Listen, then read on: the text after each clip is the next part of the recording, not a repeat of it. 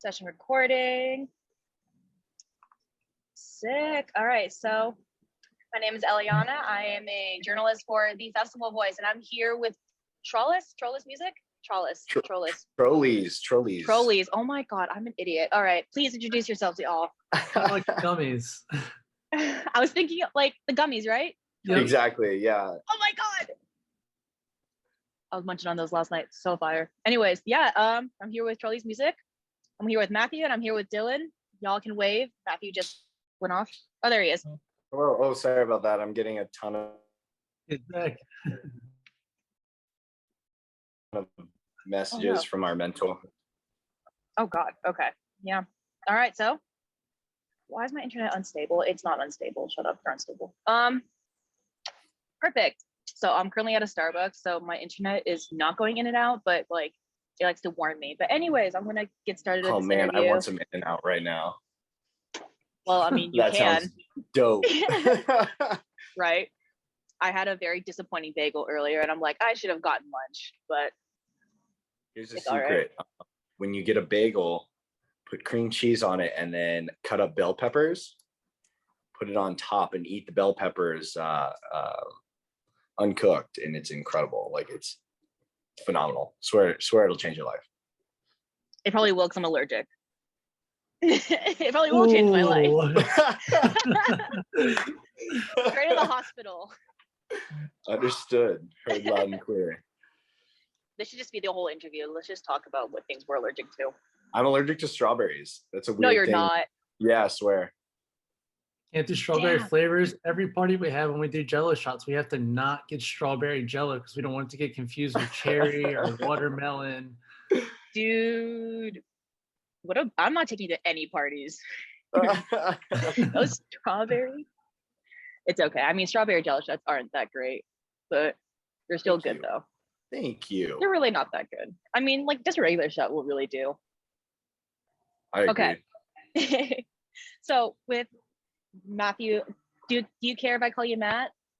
Please call me Matt, Matthew, whatever.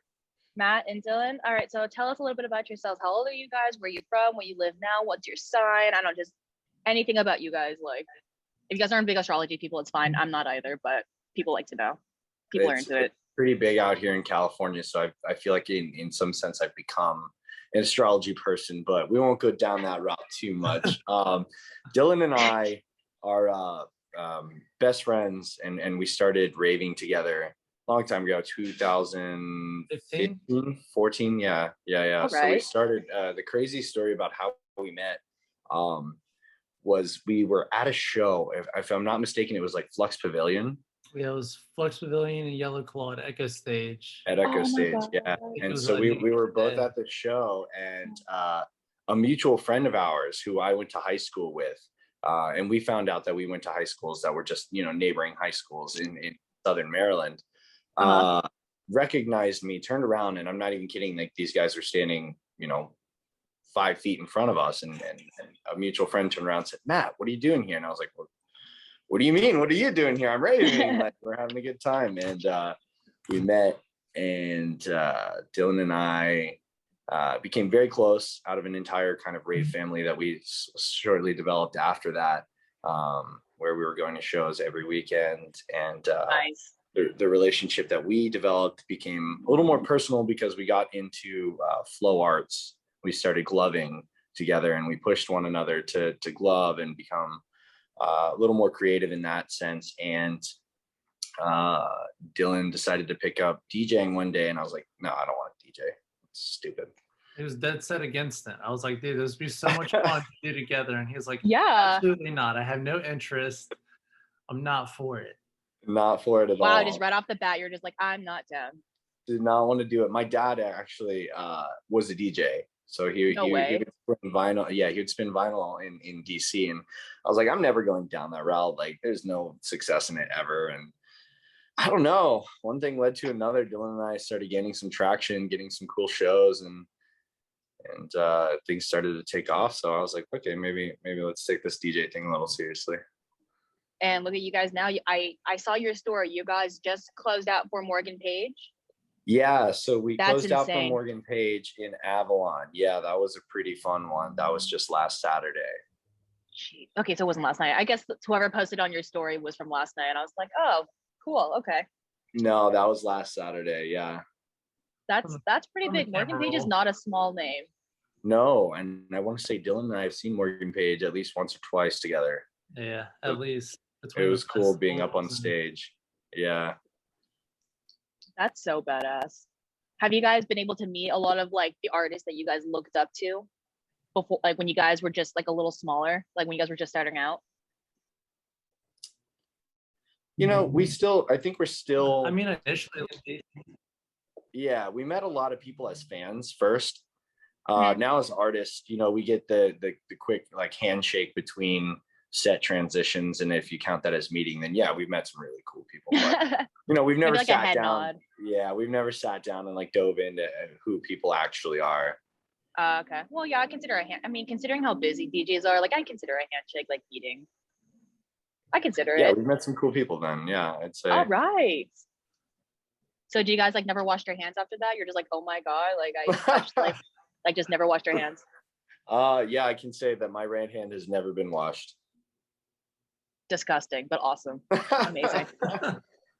So, I mean, okay, so at the shows that you guys have performed at or performed for, have you guys had like a pretty big turnout of fans and like have you seen like your follower base and your audience base grow?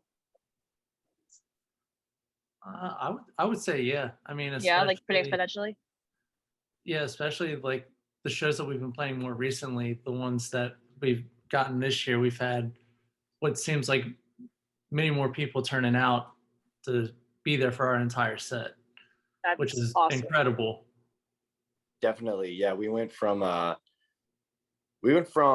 small fan base of just kind of our close friend group into on average, I'd say pulling about 50 to 100 people out personally per show. Uh-huh.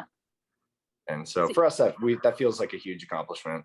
Right. I mean, I don't doubt it. I mean, the reason why I ask that's because I have interviewed some people who are like, we're still at that phase where it's just kind of friends and family. We're not seeing like exponential growth yet, but we're seeing something. And I'm like, something is something, no matter how big or small. You know what I mean?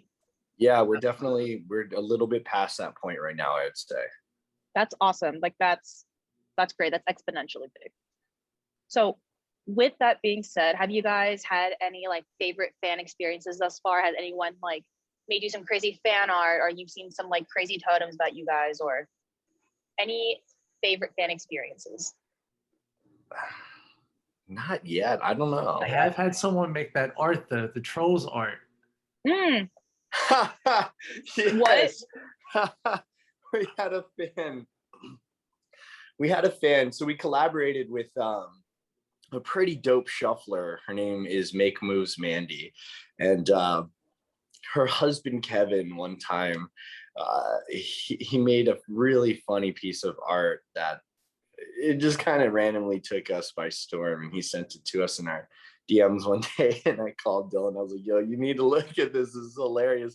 It was the Trolls World Tour video like poster, and he had taken all of our faces and put them on different characters on the oh my poster. god. It was just, I don't know, the timing was great. It was hilarious. You can say graphic design is his passion. God, It that's was so funny. amazing. Yeah. And you guys just like have that hanging out, like you guys just bring that on tour with you guys, or do you guys just have it hanging in the house somewhere? I think that's going to be on a rider. Yeah, that has to be at every show. All right, perfect. Yeah, it's gotta be. It's gotta be. Yeah, it's saved on Good my luck. camera roll, so. Oh, nice.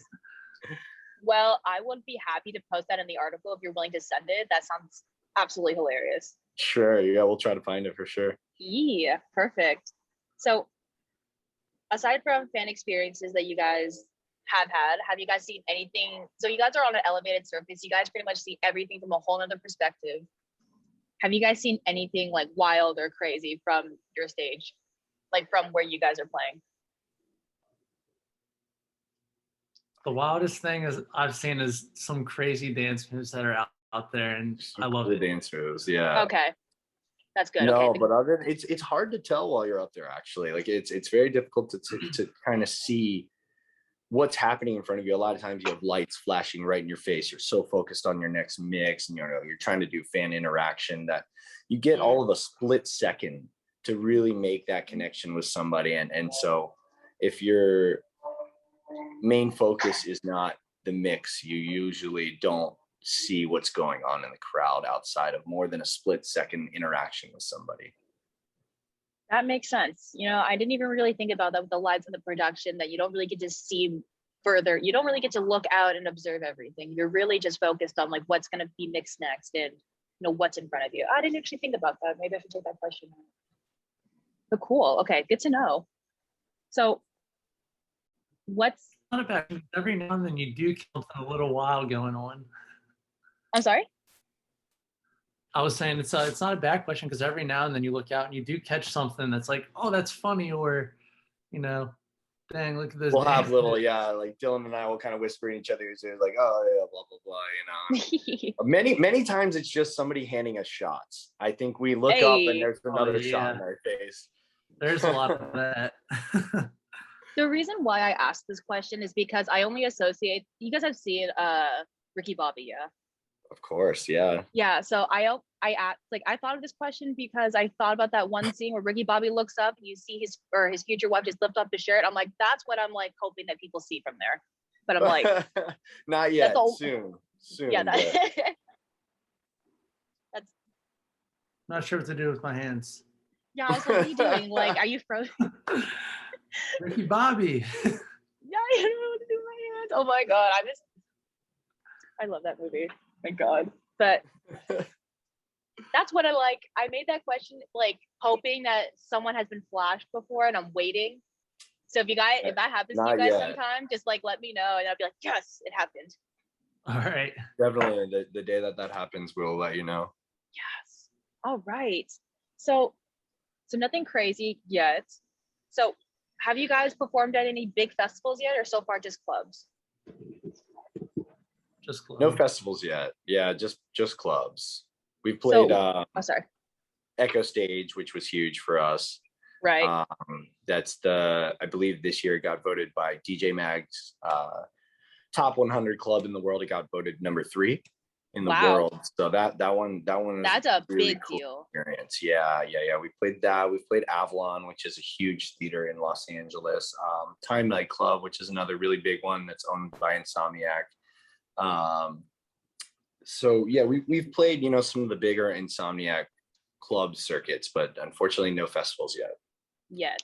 I'll see you guys in an Insomniac Fest. I work for Insomniac, so outside of the Festival of Voice, I work for Insomniac, so I'll see you guys there. Love that. Yeah. Awesome. So considering you guys haven't worked at or haven't performed at a festival yet, what's the dream festival? Like what's the festival where you're like, okay, like we've made it? What's that for you guys? It's a toss up for me. Which one is it? Between EDC Vegas and Tomorrowland. Yeah, those are my top 2 as well. Definitely between those 2. I always forget that Tomorrowland is a festival. I don't know, like I always forget that it exists, and then someone will bring it up. I'm like, oh my god, that is literally like the biggest festival in the world. I don't know how I forget that. It's huge. Yeah, it looks incredible. Massive. Like even like the smaller artists are big names. I'm like, so you know how like for festival posters it has like the headliners and then like it progressively gets smaller, but even the smaller ones at Tomorrowland are like big time artists. I'm like, I don't know. That is a pretty badass dream. Yeah, it seems unreal. Our close friends, Pixel Terror, they got booked at Tomorrowland this year, and they're great guys.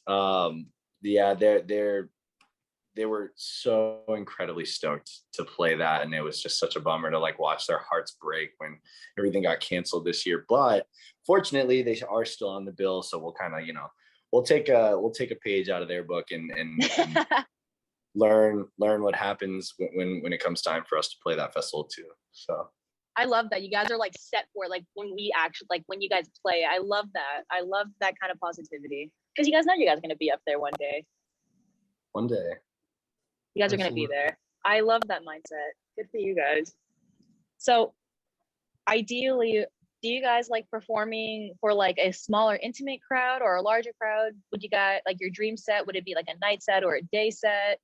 Like, paint that picture for me. I love playing for big crowds. I don't know. It's just the level of nervousness isn't the same when you're playing for a smaller, more intimate crowd. And don't get me wrong, all shows we play as if it's the biggest show we've ever played in our lives, because Amazing. we want it to be a consistent brand. We want it to be our focus is putting on the production that we know we're capable of, whether it's 1,000 people or whether it's 10 people. But playing in front of the larger crowd definitely gets you kind of gain a sense of adrenaline with that, and there's just no feeling that matches it. I don't. So like the nervousness, and like, do you guys like feel anxious too? Like a good anxiety? Like you guys know you're gonna kill it, but it's just so many people, and you guys are like, whoa.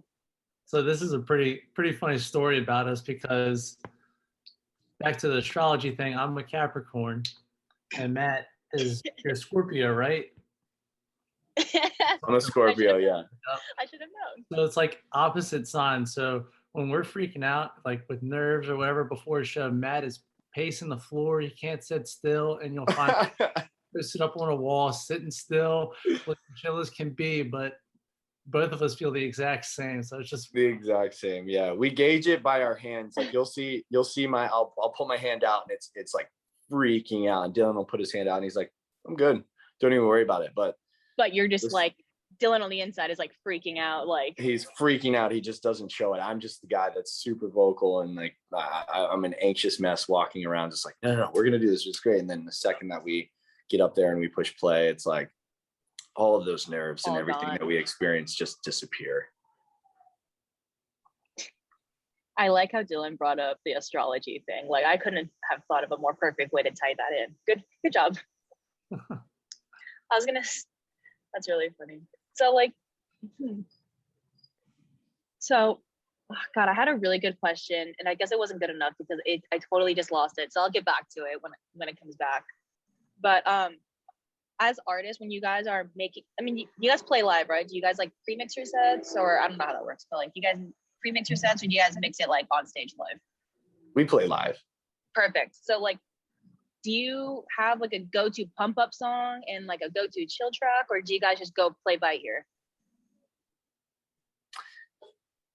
It totally depends on what type of set we're playing. We have very strict guidelines as openers. We don't have a headlining set yet, so we stay within the parameters given by the club.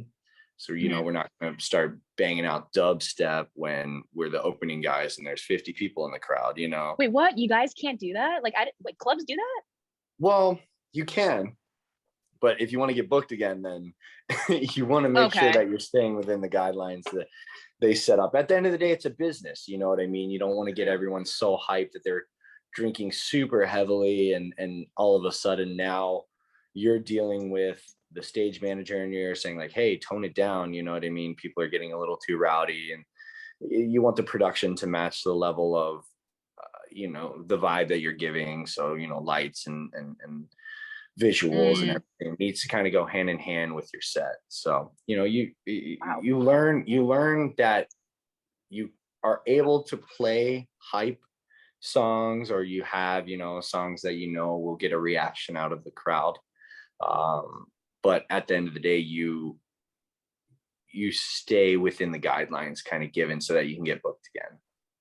I had no idea that was a thing. Like I didn't think that like you had to play within a certain parameter in order. Okay, wow. I didn't even think to about answer that. your question more directly though, I would have to say that mine is like Gimme Gimme Gimme by ABBA. I 100% thought that was a Britney Spears song. I'm so glad you told me it was ABBA though. Because Britney is a banger, but like ABBA. Oh, she kills it. Yes. We can't have a free America without a free Britney. Exactly. That's what I say.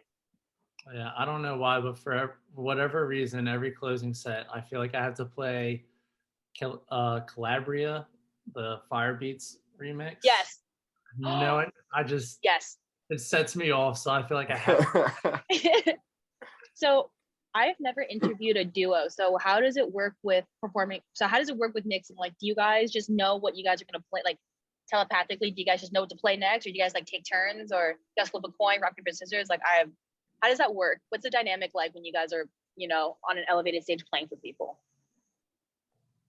So it's kind of like a back to back, but I mean, once you've done it for a while, like our chemistry, a lot of our mixes happen simultaneously. So like both of our hands will be on the mixer and doing different things to create a harmonious mix between the two of us. And there's no communication other than just doing it.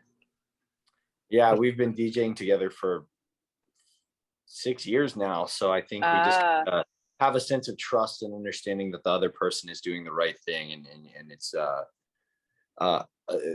the understanding to let go your personal feelings of what you think should happen next in order for your partner to have the most success in creating a stellar mix. And, let's say Dillon's throwing in a song. My job is to now make that song sound 10 times cooler with either effects, EQing, whatever, we're balancing. And so it's like having an extra set of hands and eyes on your mix at all times, which is helpful.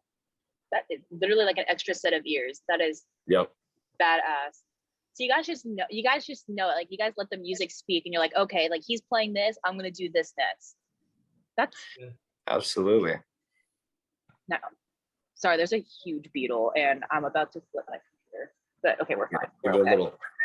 Little 1-2. There he is. Okay, we're all right. I'm about to volleyball swing this thing if it comes near me. But anyways, it's thank you. All right. So we're gonna get more into the personal questions in a minute, but I do want to ask before, so when you guys got into DJing, did you guys have any DJs that you guys, found inspiration from? Oh man, where do we start? Yeah, that's a long list. All right, so okay, yeah, you're right. That is a pretty loaded question. Answer the best you can. Like narrow it down to like a top 3 if you can. I think early on we were really into like big room and electro house.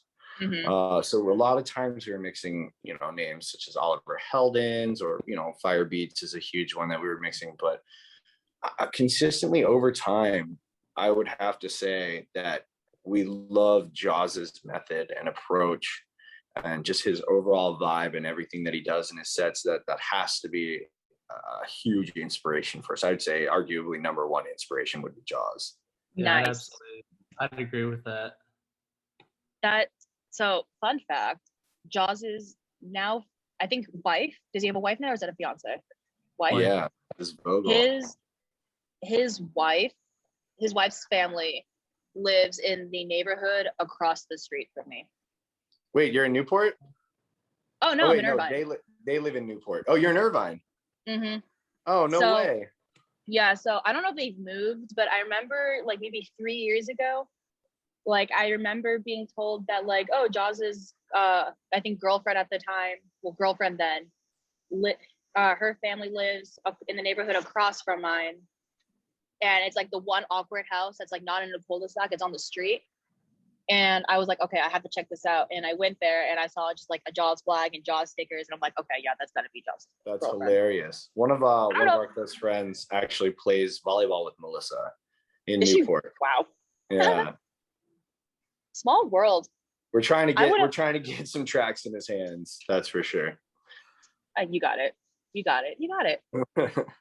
I don't know if Jaws's wife's family still lives there, but like if they do, I'll just drop some stuff off. Oh, that'd be incredible. Check them out. I don't know if they still live there though, but let's check that out. So you guys inspiration from Jaws. He's awesome. He definitely throws down. So So getting into the more personal questions now, and by all means, if something's a little too personal, you can let me know, because some people don't have good relationships with their family, some people do, all good. But the next question I'm going to ask is what's the first festival that you guys have ever been to, and did that impact you to become a musician, or did that just, help you grow as a person? trying to remember, was it Moonrise or was it EDC? I know my first one was Moonrise 2014, the first year that they had it. I think Moonrise mine might have is, been EDC 2015. that was my first EDC. Oh, That it was a was wild incredible. one. That was a wild one. Yeah. Like I would 95 say, degrees at night. oh Not yeah. fun. It was crazy. Oh yeah. No, I think speaking on behalf of both of us, I would say that, yeah, you know, those festivals probably influenced us big time to become artists, because it's a whole different dynamic when you're outdoors listening to music and just vibing, having a good time. Do you guys ever imagine yourselves like being in front of a crowd as big as EDC, like having all that production and just seeing the way, like the ocean of people in front of you guys? Like, do you guys like ever like envision that or like dream of that? Daydream of that 100%. Oh, all the time? 100%. We practice. We have a strategy that we use, that we practice as if we're playing in front of EDC, whether we're just practicing at home for 5 stuffed animals in front of us. We pretend that it's 100,000 people in front of us. Like, we Y'all envision have it. We stuffed literally. animals. Yes. That's besides the point. We were I love that. That's all you But need, yeah, just some stuffed animals. absolutely. No, with we kind of trick ourselves into envisioning that, and it's a helpful tool when we play out live. That's really awesome. I'm really glad that you two and your 5 stuffed animals get the best show and the best practice. If we're really lucky, we pull 6 stuffed animals, that's for sure. They all get VIP treatment, baby. What's up? They do. Yep. it's a little much when my dog walks out in the middle of my set, but you know, it happens from time to time. I was gonna say, does your dog want to catch hands? But no, he does not want to catch hands. You don't want to throw hands at your dog. Oh, I don't want Dillon's dog Ever. to throw hands at me. No way. I would not pick that fight. What kind of dog do you have, Dillon? I have American Bully. Oh, how cute. What's his or her name? His name's Gunner. Let's see if I can find a picture to show you. Yeah, show me. I will say I have my he's a dog. pretty cute dude. Cute, dude. I love that. Yeah, I have tattoos of my dogs. They're both American Staffy, but one of them is half Staffy, half Chow, and the other one is half Beagle, half American Staffy. Oh my God, he's huge. Yeah, he's only 70 pounds and his dad's 120. He's a beefy boy. Yeah, he's a chunky boy. Yes, I would totally, okay. I don't know how I'll cut this out, but I would probably shit myself if I saw that dog running towards me. He's a sweetheart, though. No, he's not intense. He, you know, just the look. Yeah, look how happy he is. Oh my God. Is he one of those dogs that like takes up like a quarter of your bed and then ends up taking the whole bed and you're just like, all right, I'll just go sleep on the floor? Pretty much. Yeah. That's a little inconsiderate, but it's okay. My dogs do that too. There he is in our bed. What a baby. He's so cute. Thank you. Oh my God. All right. And that's it for the interview. I just needed to see the dog and that's it. All right. So, I mean, so yeah, like I said, the questions are getting a bit more personal. So that's actually perfect because I was going to ask you about your animals, but you guys beat me to it. So, did your families support your choice in becoming musicians? Did like were your brothers and sisters a little like not resentful, but were they a little bit like cautious, considering that being DJs, especially nowadays, is kind of drug fueled? Yeah, I would say so. I mean, obviously, having a dad that was in the DJ world definitely helped. He's always been super supportive and motivated us a lot. Both my parents actually came out to our last show in Washington, D.C. No just way. a month ago. Yeah, we opened up for OK. And both my parents came out and they're super supportive. They loved it. They you know, it kind of changed the perspective that my mom had on what we did. So that helped a lot. My dad was super on board from the start. You know, I think it just kind of scaled it for him. You know, he didn't realize the gravity of the magnitude at what we're working at right now. And so I think it just gave him a whole new level of respect for what we're doing. That's awesome. And then Dylan, did your parents support you at all, like for you becoming a musician, or were they like hesitant? My mom still wants to make it out to a show. I don't know if she can hang the whole night, but she's about it. She's supportive. Oh, that's awesome. Okay. Because I mean, you hear like really sad stories about like parents like not being supportive and thinking that it's just a hobby, and it breaks your heart when you hear like families not supporting their kid. I mean, teach their own, but still. Yeah. So, I mean, do you guys have any brothers and sisters? I just assumed you guys did, but I'm an only child. Well, actually, I have two brothers because Gary and Brett are my brothers, and Matt. But yeah, we consider ourselves brothers. Brothers, I was gonna say. Pretty close knit relationship with a lot of the guys in our Ray family. Gary and Brett, they're very close with us. I do have two blood sisters, older and younger. So I'm the awkward middle child. But it's always the middle child that's the most successful. The awkward middle child who's also a Scorpio. It's so weird, and I don't even know. See, I'm into astrology, but I'm not that into astrology, so I don't know if a middle child Scorpio is like a good thing or a bad thing. I'm the Still oldest. Figuring it out. Okay. Yeah, I'm the oldest. I'm the oldest of 4. So I'm the oldest Taurus, and that makes sense. But I have a Scorpio. No, I have a Pisces brother and a Virgo sister and a Scorpio sister. So that's fun.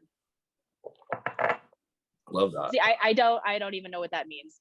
I just know what neither, their sign is, thankfully. but I have no idea.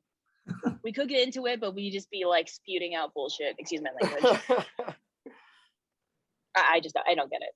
People are really into. I mean, it's like if you want to establish residency in California, you have to be somewhat into astrology. I feel that's like, yeah. That's very true, especially Southern California. Dude, to establish residency here, you have to know your sun, moon, and rising. Otherwise, you're out.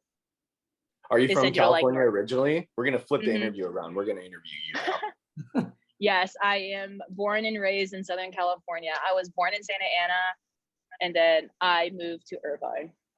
Love that. You didn't stray far at all. No. I'm in Orange. I want to stray far. Are you in Orange? Like literally, like I could just drive down Irvine Boulevard right now and say hi to you. I'm in LA right now currently. Oh, just kidding. Yeah, literally, but I live in Orange. Yeah, and oh no way. Our mentor has we go to the gym in Irvine all the time. So. Oh, what?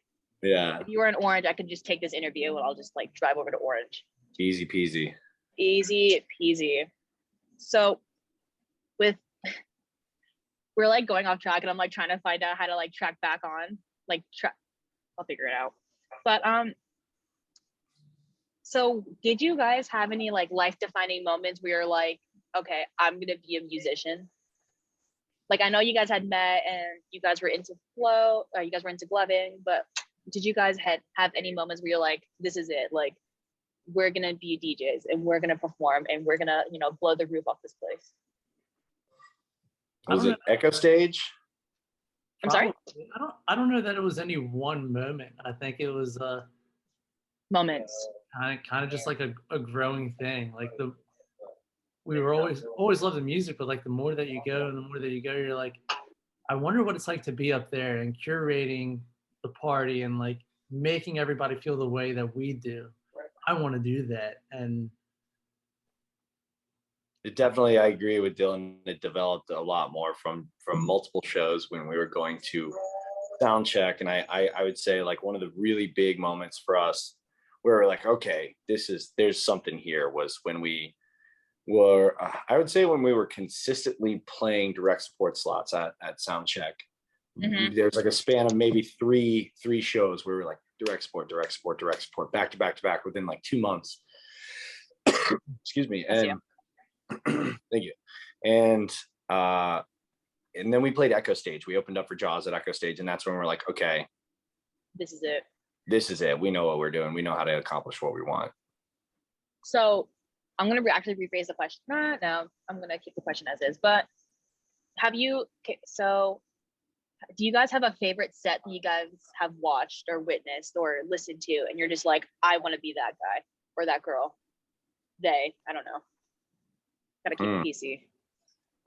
Like, there's one transition that sticks out in my head from a show that we went to, and it was DJ Helena, or I think she goes by Helena Legend now, but I just remember like the whole Ray fan was together. It was a huge group of us, like, I don't know, like 15 of us.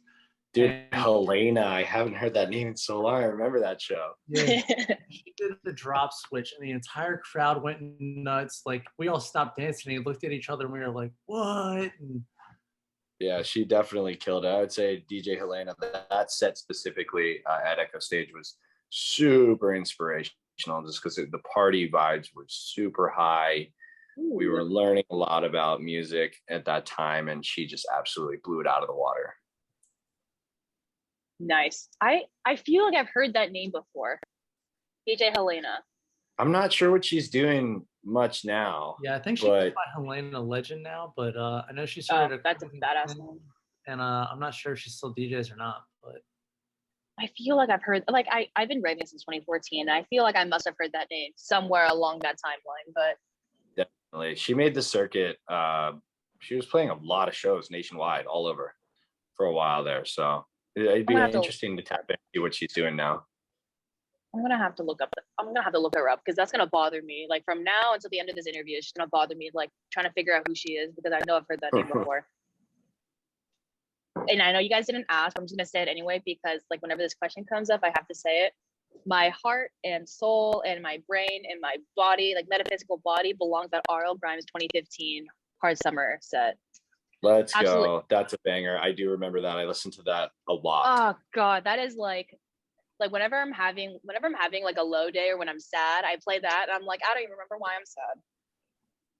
All of R.L. Grimes sets are incredible. Like, he has that Halloween mix series that he does, and I look forward to it every single year. I think Dillon and I play it every single year. He had Guy Fieri on Halloween #7. And I'm just like what a mastermind. Oh genius. Man, that was welcome to Flavor Town for sure. Oh God, what was that one thing Guy Fieri said? Love, peace, and taco grease. Yes. That one. That's good. And he calls everybody gangster. He says everything's gangster. I'm going to start putting that at the end of my emails. Peace, love, and taco grease.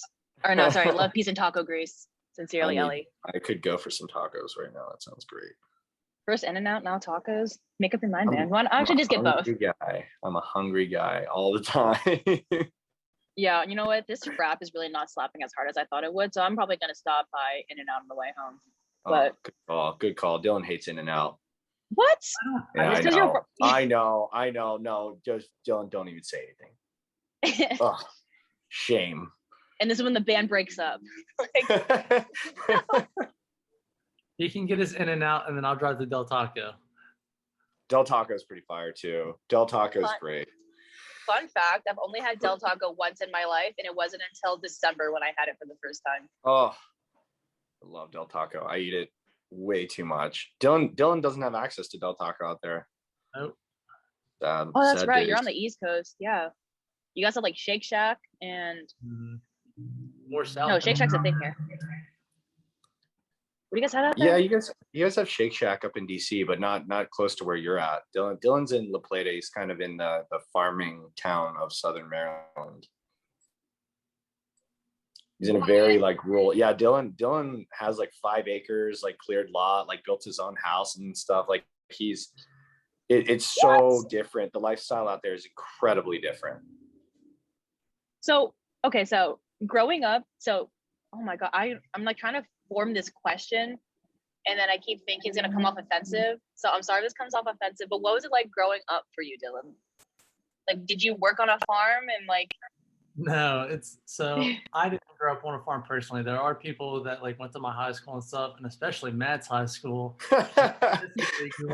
My high school was nicknamed Cow Pie High. It was literally in the middle of a cornfield.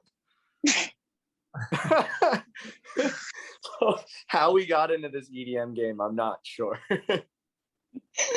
I still moved across the genre, and then DC's really not that far. It's like 45 minute drive, and I mean the traffic can be pretty bad sometimes, but usually not for shows.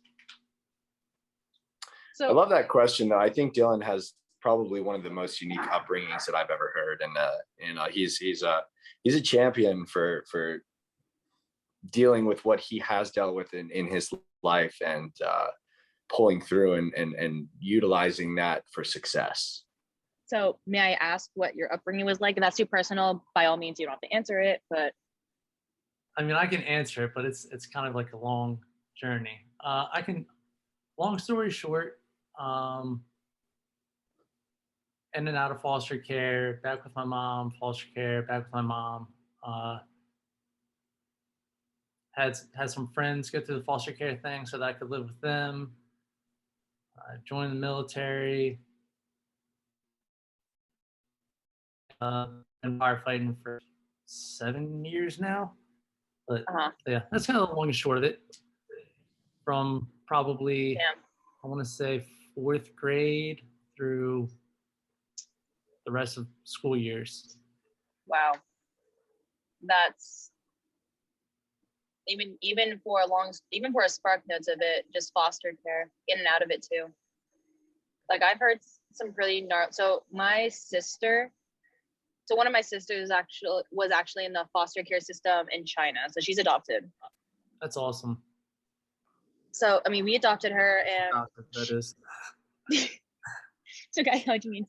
So, I mean, like in China, like the whole like one child rule, and they would rather have a boy than a girl. So if you're a girl, they just dump you.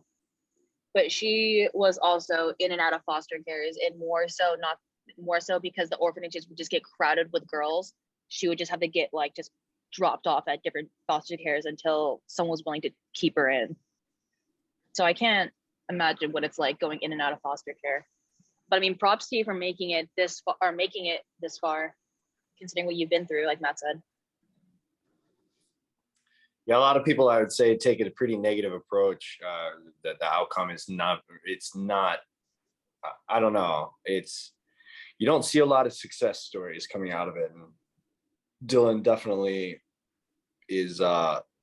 He's the poster child, you could say, because he took all of his struggle and hardship and he turned it into something super successul, and like it's super. I admire him like incredibly for that.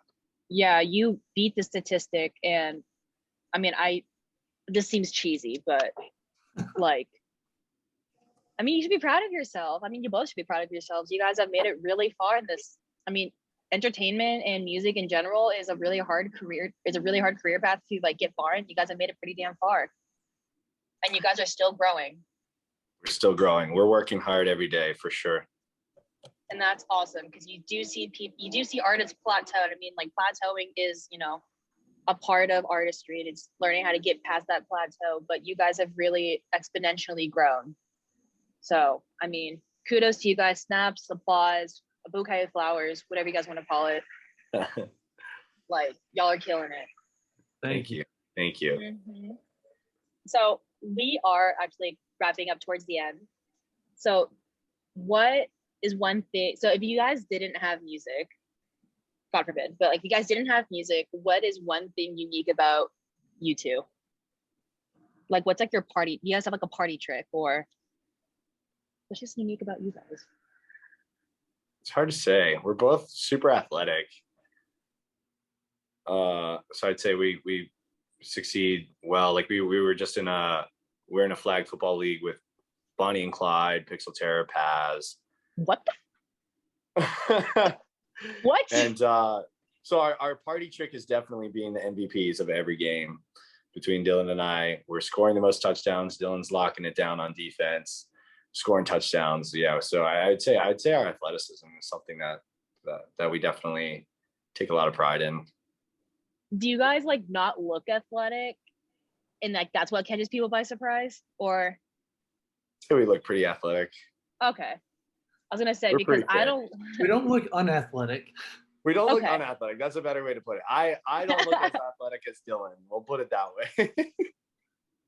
I mean, I was gonna say, like, the military definitely gets you fit, but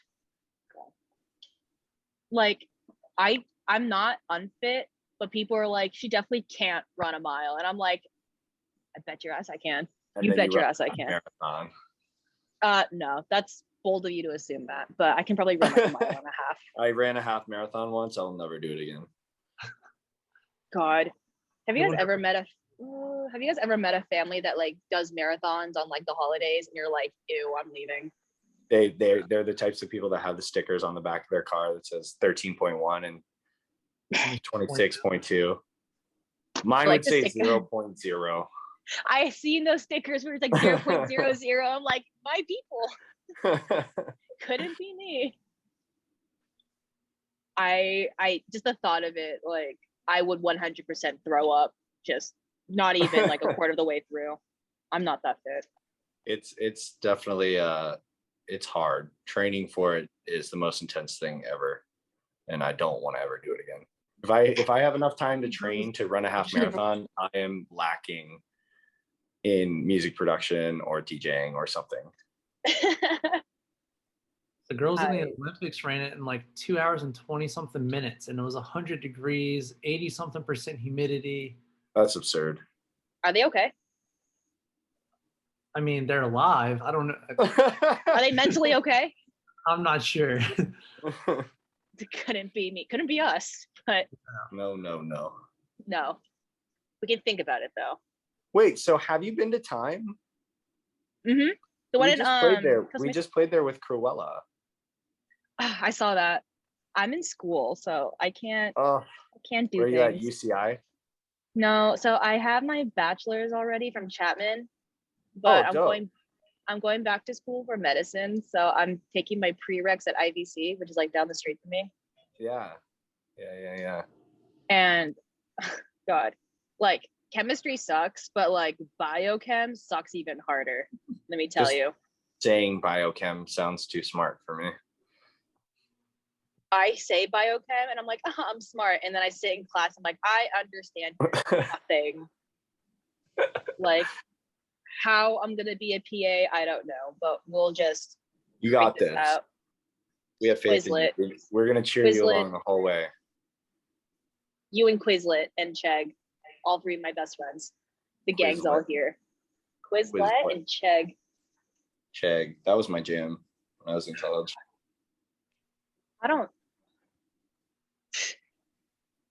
I saw this one meme where it's like your doctors probably cheated their way through school, so you better get healthy. And I'm like, true. I can't say that's not wrong. Yeah, I can't say that's not wrong. Like you have to cheat for 7 years though, so that's like I feel like I gained some level of respect for that. What's this thing? Like what do you call a doctor that graduated with a D average? Still call him doctor. Still call him doctor, that's for sure. C's get degrees. I've never related to something more accurate. God bless the curve. But so speaking of which, what is one thing that most people don't know about you guys, if you guys are willing to share, because now everyone's gonna know. Matt is a pro amateur bowler. No, he's not. I'm pretty good at bowling. Are you really? As of last night, I found out that I'm really good at bowling. So if I said bowling's not a sport, would you just like lose it? No, I would probably agree. Here's the thing. If you said ping pong's not a sport, then we might have to fight. Okay, no, ping pong is 100% a sport. I don't care what anybody says. Ping pong is a sport. I'm better at ping pong than I am bowling. Here's a fun fact. Let's go. I have a paddle that was passed down from Marty Reisman, who he has a green room in all of the spins, the Spin LA and the Spin New York City. He has a secret green room where all of the like famous actors and everybody go to. That is designed and designated to him. It's kind of like his homage. He has a documentary called The Life of a Ping Pong Hustler. And he's just this old school dude. He wears like the big collars buttoned down with the vest. It's like, hey, got like the tracksuits. Kind of, yeah. That's his vibe. And so I have a paddle passed down from 1950 that I own through my mentor, who was a ping pong mentor, who played in the U.S. Open for ESPN. So there was a period of time where every Tuesday, I would go to this local little dive bar in DC, and there would be a ping pong night. And so I am super good at ping pong. What was that one ping pong movie? God, it was Balls of Fury. Balls of Fury. I almost got them. Balls of I could have Fury. probably written that movie. Yeah, Oh yeah, that was I love a ping great pong. movie. That was a fantastic. I hate to say it, but it was a really good movie. Jack Black is a legend. Always, forever and always. I follow him on TikTok. That guy will never age. It's so Looks funny. great. His TikToks are amazing. It I blows love my his mind that TikTok. he has kids. Yeah, It he's blows my mind. old. He's older now. He's getting up there. He's got to be at least 50 plus, right? He looks great, He looks great. and he still plays the sax like a god. All right, I'll have to check that out. I'm not. Yeah, I'm dude, not he plays versed. the sax. It's good. So, Dillon, how about you? Is there something that most people don't know about you that you want to share, or you want to keep yourself secret? Trying to think of something. I don't know. I spilled the life story. I think that's the biggest thing that most people don't know. But other than that, I can't think of anything. All right, fair enough. So, Matt's got something. Matt, do you have something? Of you? I got nothing. I'm trying to think. Dylan's a pretty like level-headed dude. Like Dillon, if I'm like talking crazy, I'm definitely the loud, obnoxious, just crazy one out of the group. And Dillon is the most level-headed guy. You know, and he'll talk me off the ledge whenever I'm going nuts. So I would say that it's a good balance between the two of us. And I don't know if people would see that by looking at us, but I would say Dillon's artistry in life is that he's the most level-headed dude ever. Nothing pisses him off. Takes a lot. Takes a lot, for sure. I don't know how you guys do it. Like when I'm mad, like it shows. But there's some people out there, I guess, like you, Dylan, that just like me too. know how to like got to keep it like at a level, like at a good level-headed surface, I guess. Sorry, I just like lost my track of words and just went dyslexic for a second. But we have are matching you just- tattoos. Maybe that's something that's a secret, kind of a secret-ish. I mean, We they're both but got the Trollis Oh, tattoo. nice. Okay. Yeah. I That think you was guys a need to grade drunken yourself. day that we were like, we're going all in. And I mean, the our tattoo definition turned out of going great. all in. They you know, mine got infected, but Oh my god. mine did not. How? So. his did not. Same shop, same time, everything. Somehow mine got infected. We did the same process too. Like it was weird. Yours just got infected? Just ew, what does an infected tattoo look like? Like it's just this ooze green. I don't remember. It was so long ago when we got them. Up really bad. Yeah, it scabbed up. It was very itchy. That's like my worst nightmare. It's like knock on wood. Like I hope I never get a tattoo infection. It wasn't as bad as I thought it would be, for sure. Yeah, I have a There's teeth just appointment coming up in September, so hopefully that is does not happen to me. I hope not. What tattoo are you gonna get?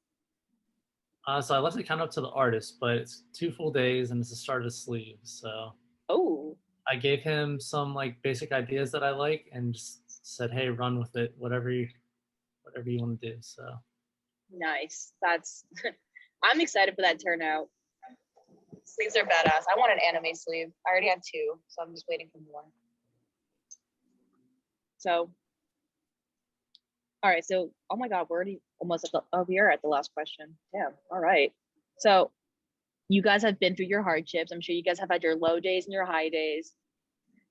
So, if you can give your fans and your future fans one piece of advice about, wanting to start music or wanting to pursue a career in entertainment, what would it be? Be persistent. You need to work harder than you've ever worked in your entire life, and then you're still not working enough. Because right now with where Dillon and I are at, there's a million other kids that are 10 years younger that are equally trying to chase this dream. And so for us, we every waking moment that we are not at work, at our other jobs, when Dillon's not at the fire, even sometimes when he's at the station, when he's like fighting fires, this guy's working on music. It's insane. So just constantly focusing and maintaining your craft is the number one thing. Be persistent, work hard, be humble, and just keep going, because the only thing that's going to fix it, or the only thing that's going to make you succeed is time, the amount of work that you put into it. I agree. Hard work always pays off, Literally. Stay consistent, see things all the way through. Absolutely. This is true. And I've learned, with the interviews that I've done, there's kind of this common denominator, this common thought process that the most growth you have is not when you're safe or not when you're comfortable. Like if you feel uncomfortable, that's when you're doing the work. Absolutely. That's incredible that you said that, because that's something that our mentor tells us all the time. If you feel uncomfortable, you feel scared in any sort of way, you're going the right direction. Absolutely. And I I can't even imagine the kind of fear and anxiety that any artist gets when, pursuing something and having to, overcome that and make that, become comfortable with that. So again, kudos to you guys, because that's a big step that a lot of normal people don't take. Like a lot of people stop when it gets uncomfortable.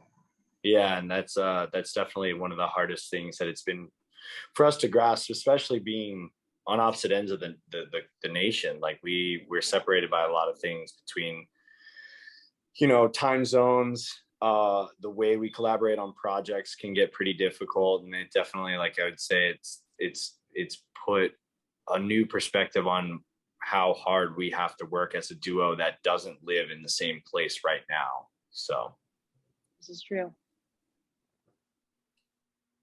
And we're pretty much at the end. Do you guys have anything else you want to say to your current and future audience? Do you guys have any more singles coming out? Any more shows? Just throw them in there. This is where you self-advertise. Yeah, we're constantly chipping away at music. Right now, we recently started a collaboration with an artist called Kindred. She's dope as fuck. She just graduated from Icon Music Collective, and amazing top liner. She has 2 songs coming out with Adventure Club right now. One's going to be on their next album. And so that project we're pretty excited for. And we have a couple of other collaborations with our mentors, the Hotel Lobby, who, if you're familiar with them, they're just crushing it right now in the up and coming scene. I'm aware of them, and they are crushing it. I feel that COVID has really pushed artists, which I love. Sorry, I didn't mean to interrupt. Oh yeah, the success that you can make throughout COVID. So I actually, we're very close with them, and seeing their growth in the amount of time, like how a lot of artists just kind of took a step back and they were like, oh man, we're just gonna take a break because the music industry shut down right now. They were like, no, we're gonna pivot and we're gonna go tenfold. We're gonna do an Insomniac live stream. We're gonna have an Insomniac radio show. So those guys are legends. They're definitely something to model. When you had asked what would you tell somebody that wants to get in the music industry, they are the pinnacle of what it takes to succeed in the music industry with how hard they do. I agree. Damn. All right. And yeah, that's it. You guys killed this interview. So thank you. So on behalf of myself and the Festival Voice and your current and future audience, I want to thank you both for, taking the time out of your day and really getting into the nitty gritty and in depth about these questions and about your artistry. So thank you. Personally, thank you from me and from everyone else, but mainly for having us. Yeah, it was awesome. This was so much fun. All right.